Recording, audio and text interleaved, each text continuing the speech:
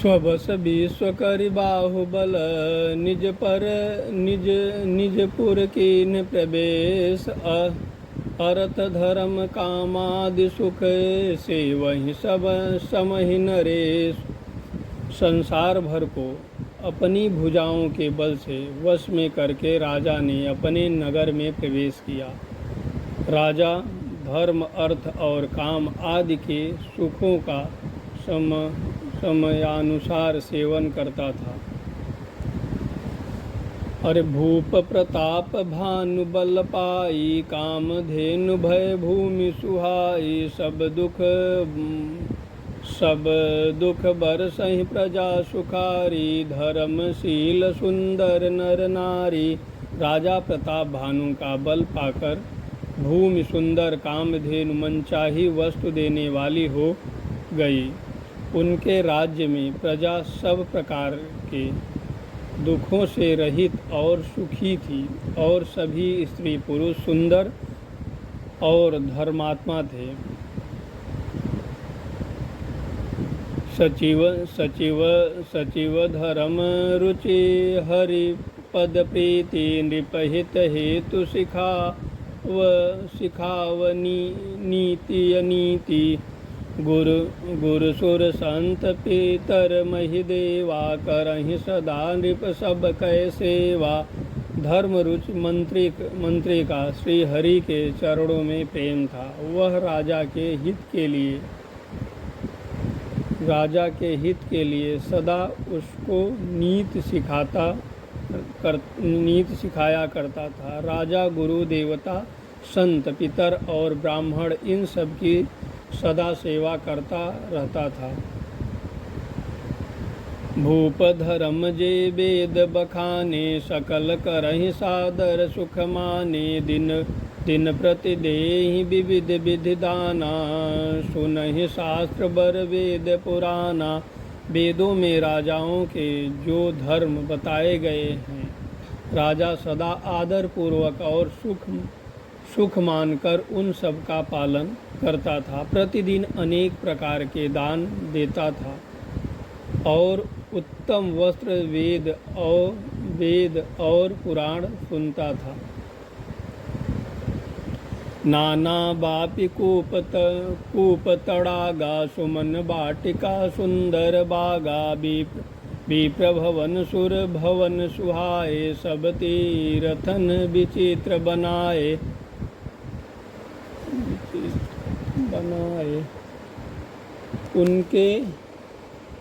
उसने बहुत सी बावलियाँ, कुएं, तालाब, फुलवाड़ियाँ, सुंदर बगीचे, ब्राह्मणों के लिए घर और देवताओं के सुंदर विचित्र मंदिर सब तीर्थों में बनवाए।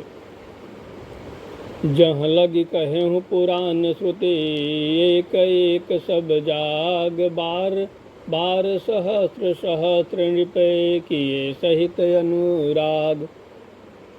वेद और पुराण में जितने प्रकार के यज्ञ कहे गए हैं, राजा ने एक एक करके उन सब यज्ञों को प्रेम सहित हजार बार किया। हृदयन कछुफल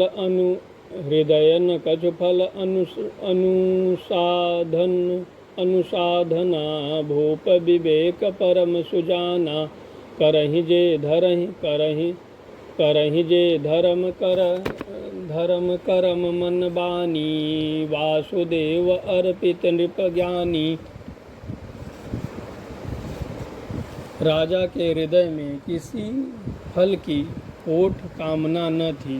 राजा बड़ा ही बुद्धिमान और ज्ञानी था। वह ज्ञानी राजा कर्म, मन और वाणी से जो कुछ भी धर्म करता था, सब भगवान वासुदेव को अर्पित करके करता था। पर चढ़िबर बाजी बार एक राजा, मृगा कर सब साजी समाजा। विंध्याचल गभीर बन गयऊँ, मृग पुनीत बहु मारत भयऊँ। एक बार वह राजा एक अच्छे घोड़े पर सवार होकर शिकार का सब सामना घोड़े पर सवार होकर शिकार का सब सामान सजाकर विंध्याचल के घने जंगल में गया और वहाँ उसने बहुत से उत्तम उत्तम हिरण मारे। और फिरत विपिन नृप दीखि बराहु। जनु बल दुरेहु ससिह ग्रसिराहु। बड़ विधु नहीं समात मुख माही। मनहु क्रोध बस उगीलत नाही। राजा ने वन में फिरते हुए एक सूअर को देखा। दांतों के कारण वह ऐसा दिख पड़ता था मानो चंद्रमा को ग्रस कर मुंह में पकड़कर राहु वन में आ छिपा हो। चंद्रमा बड़ा होने से उसके मुंह में समाता नहीं है और मानो क्रोधवश वह भी उसे उगलता नहीं है।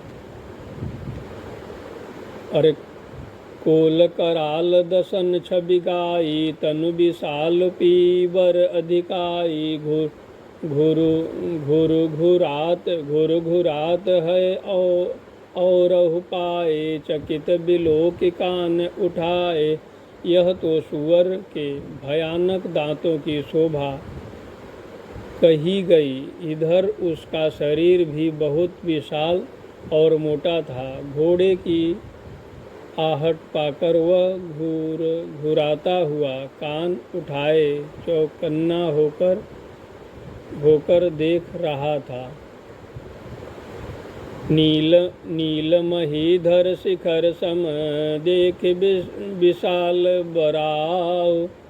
चपरी चले हूँ है सुकटुकी नृप। हाँकि न हो ये निबाहु। नील पर्वत के शिखरों के समान विशाल शरीर वाले उस सूअर को देखकर राजा घोड़े को चाबुक लगाकर तेजी से चला और उसने सूअर को ललकारा कि अब तेरा बचावन नहीं हो सकता। आवत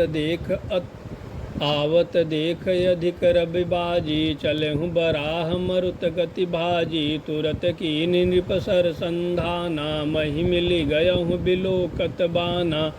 अधिक शब्द करते हुए घोड़े को अपनी तरफ आता देखकर सूअर पवन वेग से भाग चला। राजा ने तुरंत ही बाण को धनुष पर चढ़ाया। सूअर बाणों को देखते ही धरती में दुबक गया। अरे तक तीर महिष चलावा। कर छल सूअर शरीर बनावा। प्रगटत दुरहि जाय नृप भागा। ऋषि बस भूप चले सग लागा। राजा तक कर तीर चलाता है परंतु सूअर छल करके शरीर को बचाता जाता है। वह पशु कभी प्रकट होता और कभी छिपता हुआ भागा जाता था और राजा भी क्रोध के वश उसके साथ पीछे चला जाता था। गयहु दूर घन गहन बराहु। जहाँ नहाहि गन बाजी निबाहु। अति अनेक बन विपुल अकलेशु। तदपि न मृग मह तजहि नरेशु। सूअर बहुत दूर ऐसे घने जंगल में चला गया जहाँ हाथी घोड़े का निवाह गम नहीं था। राजा बिल्कुल अकेला था और वन में क्लेश भी बहुत था, फिर भी राजा ने उस पशु का पीछा नहीं छोड़ा। कोल बिलोक भूप बड़ धीरा, भागी पैठ गिरी गुहा गभीरा। अगम अगम देख नृप अति पछताहि, फिरहु महाबन परहु भुलाई। राजा को बड़ा धैर्यवान देखकर सुअर भागकर पहाड़ की एक गहरी गुफा में जा घुसा। उसमें जाना कठिन देखकर राजा को बहुत पछताकर लौटना पड़ा, पर उस घोर वन में वह रास्ता भूल गया।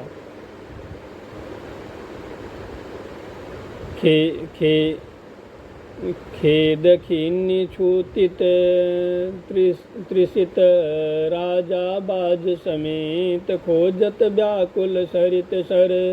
जल बिनु भयहु अचेत। बहुत परिश्रम करने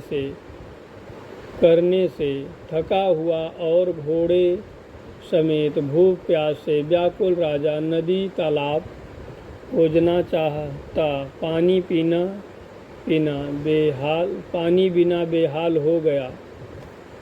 पर फिरत विपिन आश्रम एक देखा, तहाँ बस नृपहि कपट मुनि बेसा।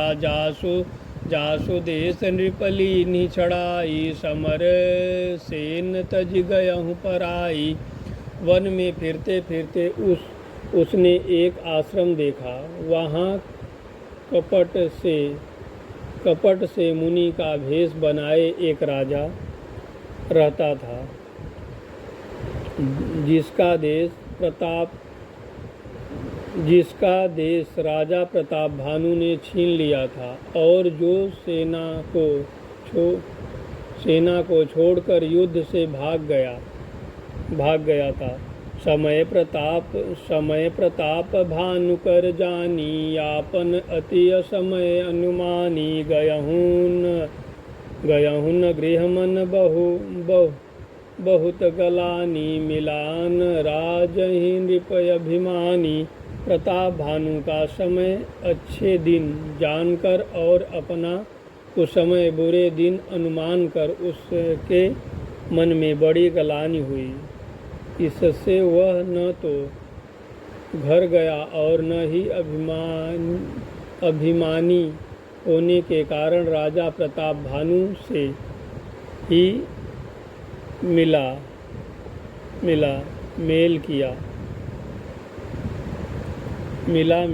किया। ऋषि उर मारे रंक जिमि राजा, विपिन बसहि तापस कय साजा। तासु समीप गवन नृप कीन्हा, यह प्रताप रवि तेहि तब चीन्हा। दरिद्र की भांति मन ही में क्रोध को मार कर वह राजा तपस्वी के भेष में वन में रहता था। राजा प्रताप भानु उसके पास गया। उसने तुरंत पहचान लिया कि यह प्रताप भानु है। राव तृप्ति नहीं सो पहचाना, देखि सुबेश महामुनि जाना। उतरे तुरत ते कीन्हि प्रणामा, परम चतुर न कहे निज नामा।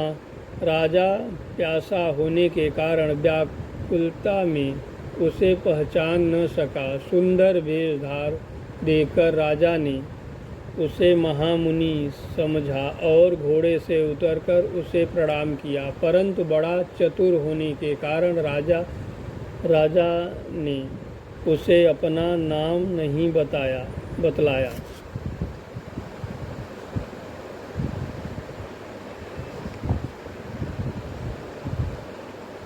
पर भूपति तृप्ति बिलोकितहि, बर बस दीन्हि दिखाय। मज्जन पान समेत है, कीन्हि नृपहि हर्षाय। राजा को प्यासा देखकर उसने सरोवर दिखला दिया। हर्षित होकर राजा ने घोड़े सहित उसमें स्नान और जलपान किया। गए गए आश्रम सकल सुख नृप गए आश्रम सकल सुखी नृप भयऊँ निज आश्रम तापस लय गयऊँ आसन दीन अस्तर बिजानी पुनि तापस बोले मृदुबानी सारथी थकावट मिट गई सारी थकावट मिट गई राजा सुखी हो गया। तब तपस्वी उसे अपने आश्रम में ले गया और सूर्यास्त का समय जानकर उसने राजा को बैठने के लिए आसन दिया। फिर वह तपस्वी कोमल वाणी से बोला, को तुम कस बन फिरहूँ अकेले सुंदर जुबा जीव पर हेले चक्रवर्तिन के लक्षण तोरे देखत दया लागियति मोरे। तुम कौन हो? सुंदर युवक होकर जीवन की परवाह न करके वन में अकेले क्यों फिर रहे हो? तुम्हारे चक्रवर्ती राजा के से लक्षण देखकर मुझे बड़ी दया आती है। नाम प्रताप भान अवनीसा तासु सचिव मैं सुनहु मुनीसा फिरत अहेर परहूँ भुलाई बड़े भाग्य देखूँ पद आई। राजा ने कहा, हे मुनीश्वर सुनिए, प्रताप भानु नाम का एक राजा है। मैं उसका मंत्री हूँ। शिकार के लिए फिरते हुए राह भूल गया हूँ। बड़े भाग्य से यहाँ आकर मैंने आपके चरणों के दर्शन पाए हैं।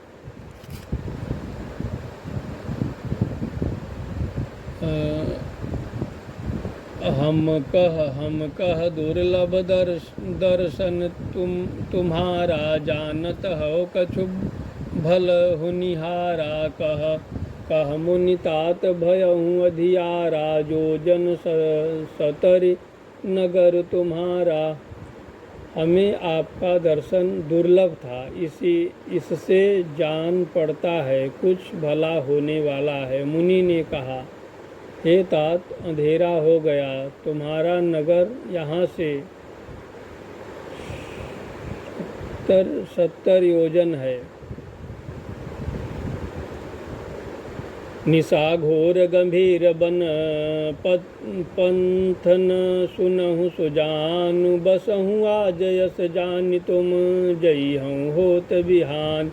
हे सुजान सुनो, घोर अंधेरी रात है, घना जंगल है, रास्ता नहीं है। ऐसा समझकर तुम आज यहीं ठहर जाओ, सवेरा होते ही चले जाना। तुलसी जैसे विभवत व्याता तैसी मिलहि सहाय। आपुन आवहि ताहि पही ताहि तहाँ ले जाय। तुलसीदास जी कहते हैं, जैसी भव्यता होनहार होती है वैसे ही सहायता मिल जाती है। यह तो वह आप ही उसे पास आती है या उसको वहाँ ले जाती है। भले ही नाथ आय सुधर शीसा बाधितो रग तरु बैठ महिषा। नृप बहु भांति प्रशंसयताहि चरण बंदि निज भाग्य सराही। हे नाथ, बहुत अच्छा ऐसा कहकर और उसकी आज्ञा सिर चढ़ाकर घोड़े को वृक्ष से बांधकर राजा बैठ गया। राजा ने उसकी बहुत प्रकार से प्रशंसा की और उसके चरणों की वंदना करके अपने भाग्य की सराहना की। पुनि बोले हूँ मृदु गिरा सुहाई जान पिता प्रभु करहूँ दृढ़ाई। मोहि मुनीस सुत सेवक जानी नाथ नाम निज कहूँ बखानी। फिर सुंदर कोमल वाणी से कहा, हे प्रभु, आपको पिता जानकर मैं दृढ़ाई करता हूँ। हे मुनीश्वर, मुझे अपना पुत्र और सेवक जानकर अपना नाम धाम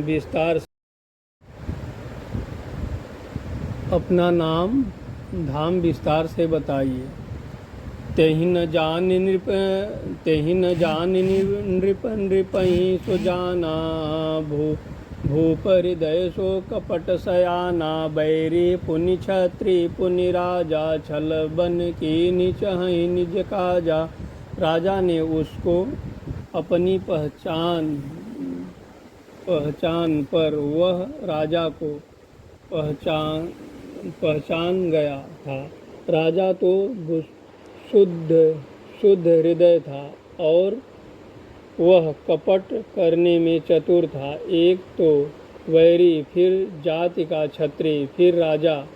वह छल बल से अपना काम बनाना चाहता था। पर समुझहि राज सुख दुखित आरती। आवा अनल इव सुलग यछाति। सरल बचन नृप के सुनिकाना, बयर सभार हृदय हर्षाना। वह शत्रु अपने राज्य सुख को समझ करके, स्मरण करके दुखी था। उसकी छाती कुम्हार के आवे की आग की तरह भीतर ही भीतर सुलग रही थी। राजा के सरल वचन कान से सुनकर अपने वैरी को याद कर वह हृदय में हर्षित हुआ।